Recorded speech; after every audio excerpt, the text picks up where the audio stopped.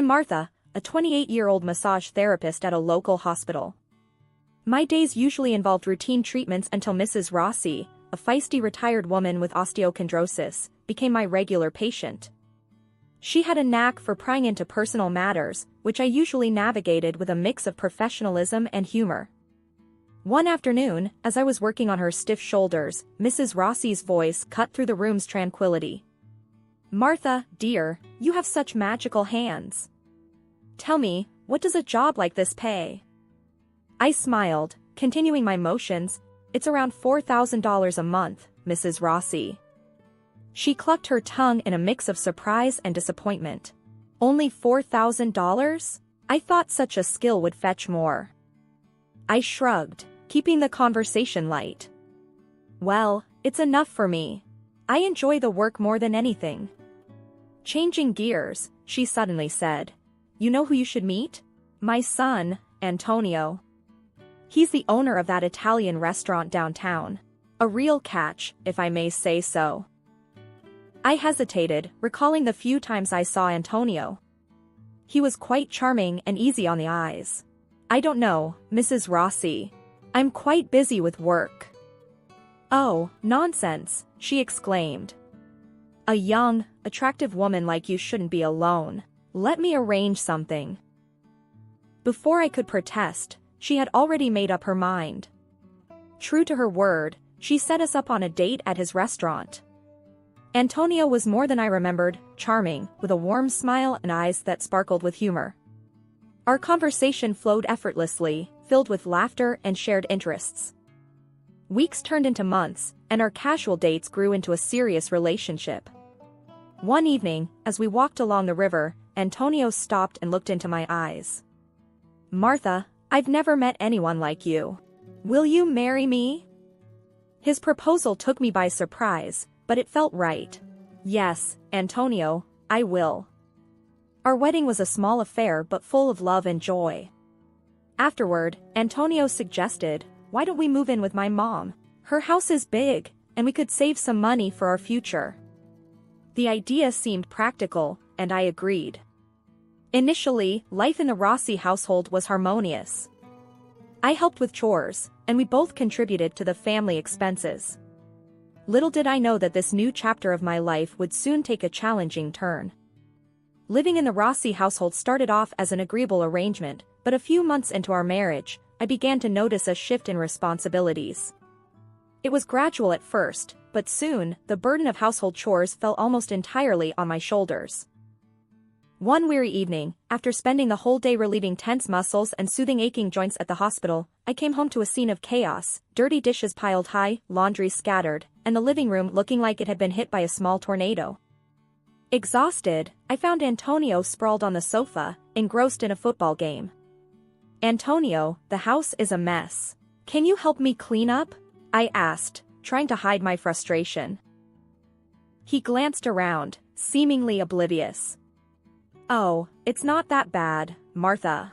I had a rough day at the restaurant, lots of issues to deal with." I started picking up, feeling the day's fatigue weigh me down.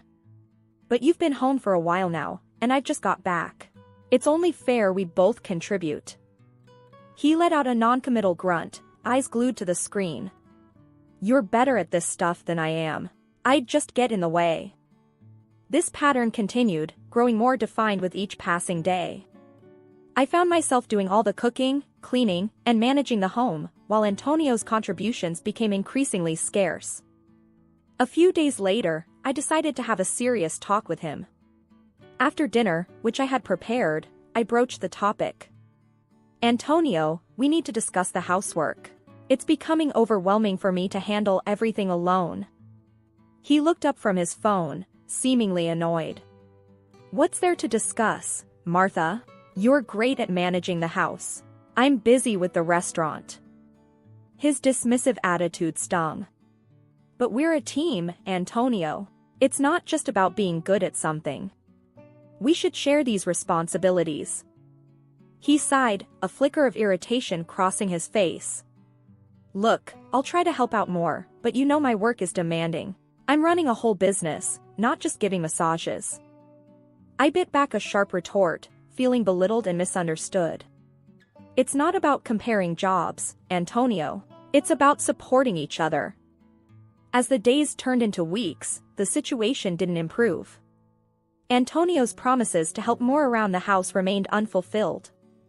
I found myself spending my few free hours doing household chores, feeling more like a housekeeper than his wife. One evening, as I collapsed on the couch after a long day, the reality of my situation hit me hard. The balance in our marriage had shifted dangerously, leaving me drained and undervalued. I realized that something needed to change, but I wasn't sure how to make Antonio see it too. The day Luca and his family moved in marked the beginning of an entirely new, exhausting chapter in our lives. Antonio broke the news to me nonchalantly, as if it was a minor change. "Martha, Luca lost his job. They can't pay rent, so they'll stay with us for a while," he explained, while I was setting the table for dinner. I stopped in my tracks, the plates in my hands feeling heavier. "For how long, Antonio? Our house isn't that big, and I'm already stretched thin." He shrugged, not meeting my eyes. "Just for a bit, until Luca finds a new job. It's family, Martha. We can't turn them away." Their arrival turned our already bustling household upside down.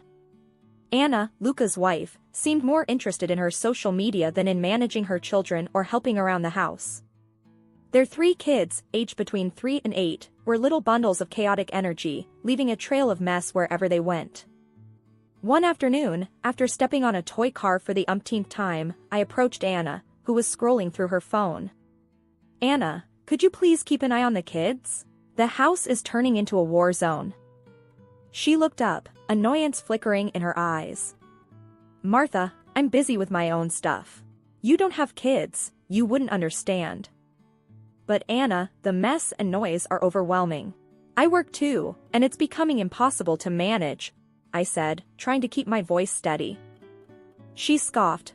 "Well, I guess you just need to get better at multitasking, then." I walked away, feeling a mixture of anger and helplessness. When I brought it up with Antonio, hoping for some support, his response was disheartening. "Babe, they're family. We need to be there for them," he said, not looking up from the TV. "But what about us, our home? It's turning into chaos," I protested. He waved his hand dismissively. "It's not permanent. Besides, you handle things so well, Martha. You're great at this."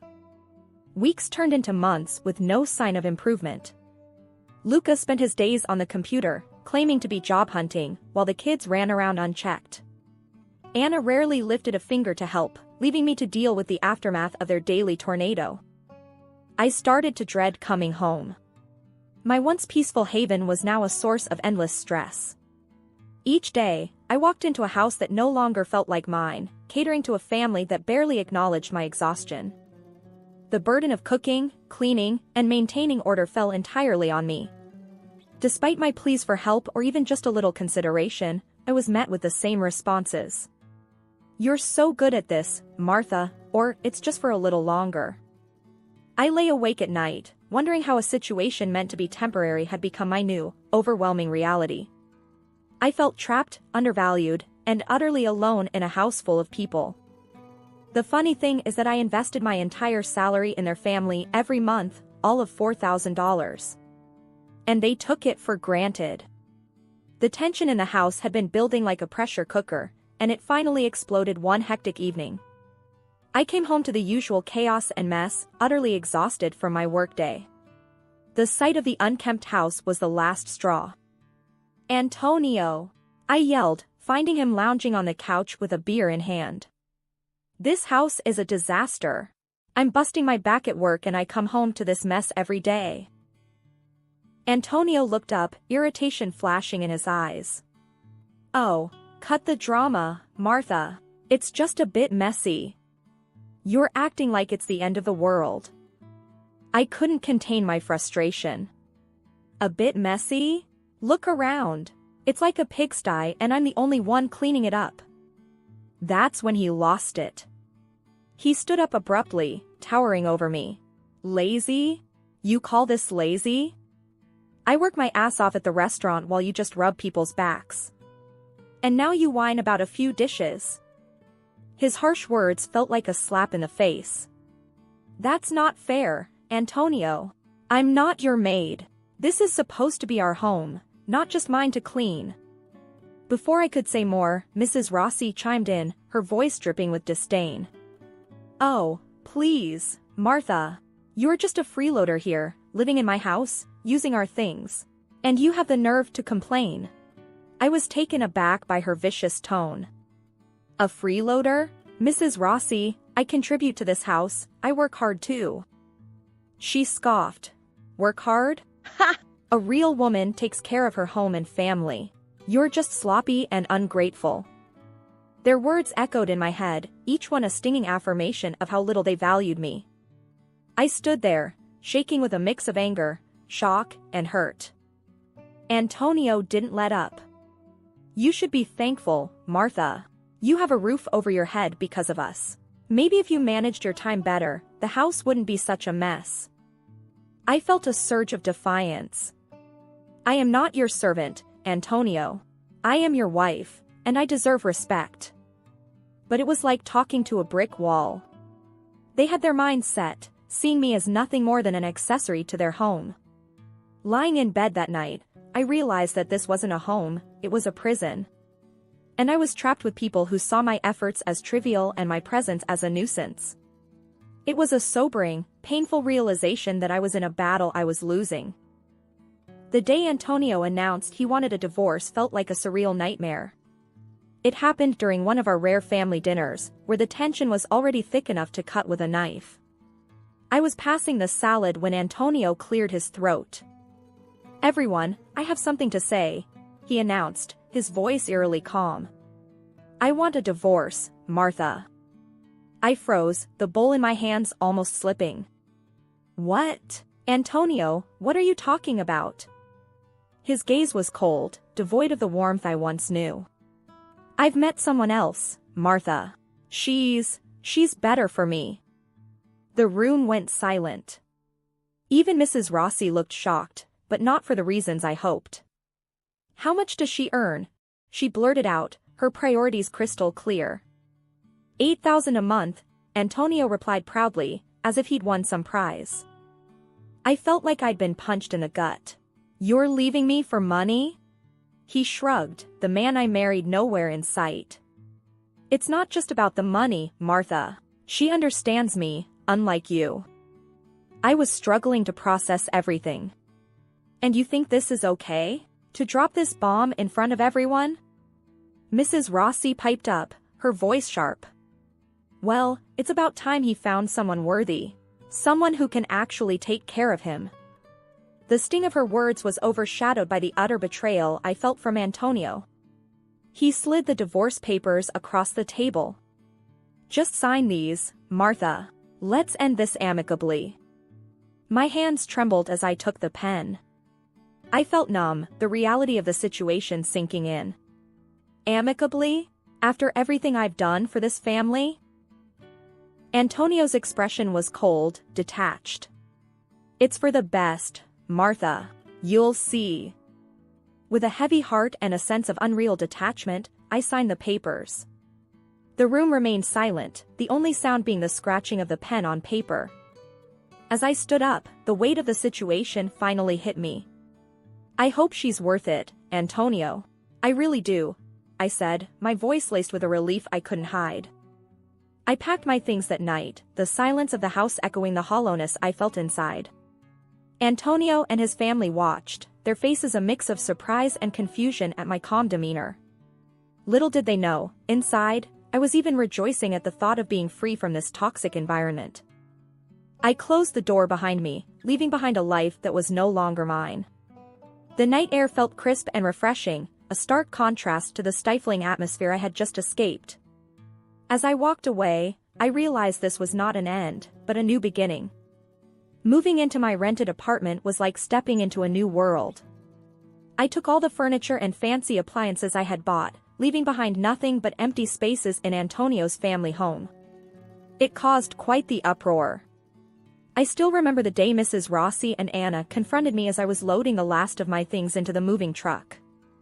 You can't just take all this stuff. It belongs in the house. Mrs. Rossi shouted, her face red with anger. I turned to face her, feeling a surge of defiance. Actually, I bought all of this with my own money. It's mine, and I'm taking it with me. Anna chimed in, her tone dripping with disdain. You're such a selfish brat, Martha. You think you can just walk away and take everything? I shrugged, not letting their words get to me. Call it what you want, but I'm done being your maid and your family's cash cow. I'm starting over. They were fuming as I drove away, but I felt an immense sense of relief, like I had shed a heavy burden. Settling into my new place, I reveled in the peace and quiet. It was small, but it was mine. The day I received the job offer from the prestigious medical center was the icing on the cake. The salary was nearly double what I was making before. I remember calling Sarah to share the news. Guess what? I got a job offer from that famous medical center. It's a big leap in my career, and the pay is amazing. Sarah's excitement mirrored mine. Martha, that's fantastic. You totally deserve this. You're going to kill it. The conversation was a stark contrast to the ones I had in Antonio's house. Here was a friend who believed in me and celebrated my achievements, not someone who saw me as just a means to an end. My first day at the new job was exhilarating. I was greeted with respect. Mr. Johnson, the center's director, welcomed me personally. Martha, we're thrilled to have you on board. Your expertise is going to be a great asset to our team, he said with a genuine smile. I couldn't help but beam with pride. Thank you, Mr. Johnson. I'm excited to be here and contribute to the center. Leaving the chaos of Antonio's family home and stepping into this new role was empowering. It felt like I had finally taken control of my life, steering it in the direction I wanted. The days of being undervalued and overburdened were behind me. Now, I was recognized for my worth, both professionally and personally. That night, as I sat in my quiet living room, sipping a cup of tea, I felt a profound sense of peace. The struggles and hardships had led me to this moment, and I was grateful for the journey. For the first time in a long while, I was genuinely excited about what the future held. It was a regular evening in my new life when I heard a forceful knock on my door. I opened it to find my ex-mother-in-law, Mrs. Rossi, standing there with an expression that reeked of desperation and frustration. What do you want, Mrs. Rossi? I asked, not hiding my annoyance. She barged in, her voice laced with urgency. Martha, you need to come back. Antonio's restaurant is tanking. We're drowning in debt. I couldn't help but snort. Come back? After the way you all treated me? You've got some nerve. She glared at me. You're part of this family. It's your responsibility to help us out. I crossed my arms, feeling a surge of defiance. My only responsibility is to myself. I'm not your family's ATM, Mrs. Rossi. She was seething. You ungrateful wench. You think you're too good for us now, huh? Sitting pretty in your fancy apartment? I shook my head, amused by her audacity. I'm not ungrateful. I'm just done being used. What happened to that woman Antonio left me for? Mrs. Rossi's face twisted in displeasure. That gold digger? She left him as soon as the money troubles started. Shows what she was really after. I burst into laughter, the irony too rich to ignore. Well, looks like karma really does come around. Her eyes narrowed. You think this is funny? We're struggling here, Martha. I leaned against the door frame, my resolve firm. Not my circus, not my monkeys anymore, Mrs. Rossi. I've moved on. You should too. She huffed, her anger palpable. You'll regret this, Martha. When you're all alone and miserable, you'll wish you'd helped. I smiled, the sense of freedom filling me with confidence. I doubt that. Goodbye, Mrs. Rossi, and don't come back. She stormed out, slamming the door behind her. As I locked it, I felt a wave of relief wash over me. That chapter of my life was closed for good. I was finally free from the toxic grasp of a family that never truly valued me. My life was my own now, and I intended to live it on my terms. Life after the divorce and the last encounter with Mrs. Rossi felt like a breath of fresh air. I was thriving in my new job and enjoying my newfound independence. One day, while enjoying a coffee break at the wellness center, my colleague Mike dropped by. "Hey, Martha, I heard about your run-in with the ex-mother-in-law. You okay?" Mike asked, concern in his eyes. I chuckled, shaking my head. "More than okay, Mike. It's like a bad sitcom, you know? I'm just glad it's over." Mike smiled. "You've got some guts, Martha. Most people wouldn't have handled it as well as you did." I sipped my coffee, feeling a sense of pride. "I guess I just reached my limit, Mike. No more drama for me." The conversation shifted to work, and as I talked with Mike, I realized how much my life had improved. I was no longer weighed down by the negativity and manipulation of my former family. Later that week, I caught up with Sarah over dinner. She had been my steadfast supporter through all the ups and downs. "You look great, Martha. Really, like a weight's been lifted off your shoulders," Sarah observed as we sat in a cozy restaurant. I smiled, feeling a surge of gratitude. "Thanks, Sarah. It's been a journey, but I'm finally at a place where I feel happy and in control." Sarah raised her glass. "To new beginnings and to a friend who's shown what strength really is." I clinked my glass with hers. "To new beginnings and to friends who stand by you through thick and thin." The evening was filled with laughter and positive conversations, a stark contrast to the tense and uncomfortable dinners at my former in-laws. As I lay in bed that night, I reflected on the changes in my life. I had faced adversity, but it had led to growth and new opportunities. I had learned my worth and vowed never to let anyone treat me as less than I deserved. The following morning, I received a text from Antonio. It was short and seemed filled with regret. "I'm sorry for everything, Martha. I hope you can find it in your heart to forgive me." I stared at the message for a long moment. Forgiving Antonio wasn't about absolving him of his mistakes, it was about freeing myself from any lingering bitterness. I typed a response, my heart light and free. "Antonio, I've moved on. I forgive you, but more for my peace than yours. Take care." Sending the text felt like closing a chapter. I was no longer bound by the past, and the future looked bright. I had come out of this ordeal stronger and more resilient. As I prepared for work, I felt a sense of excitement about the possibilities that lay ahead. My journey had taught me about resilience, self-worth, and the power of moving forward. I was ready for whatever life had in store for me, and I knew that no matter what, I had the strength to face it head-on.